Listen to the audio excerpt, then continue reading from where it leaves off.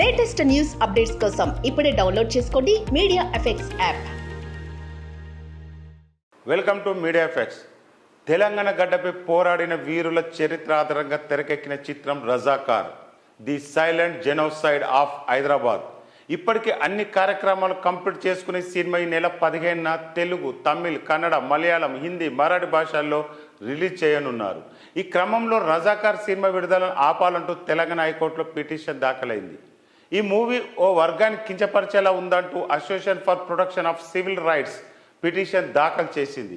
ఈ సినిమాను రిలీజ్ చేయకుండా ఆపాలంటూ పిటిషనర్ తరపున న్యాయవాది ధర్మాసాన్ని కోరారు. తాజాగా ఈ పిటిషన్పై నేడు విచారణ జరిగింది.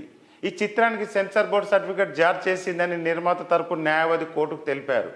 దీంతో ఈ సినిమాపై అభ్యంతరం ఉంటే నిపుణుల కమిటీకి కేంద్రానికి ఫిర్యాదు చేయాలని పిటిషనర్కు సూచించింది. సెన్సార్ బోర్డు సర్టిఫికేట్ను సవాల్ చేయనందున ఎలాంటి ఉత్తర్వులు ఇవ్వలేమని ధర్మాసనం పేర్కొంది.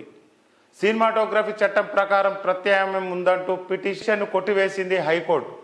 దీంతో రజాకార్ సినిమా విడుదలకు అడ్డంకులు తొలగిపోయాయి. ఇక ఈ సినిమా ముందుగా నిర్ణయించిన తేదీకే విడుదల కాబోతుంది.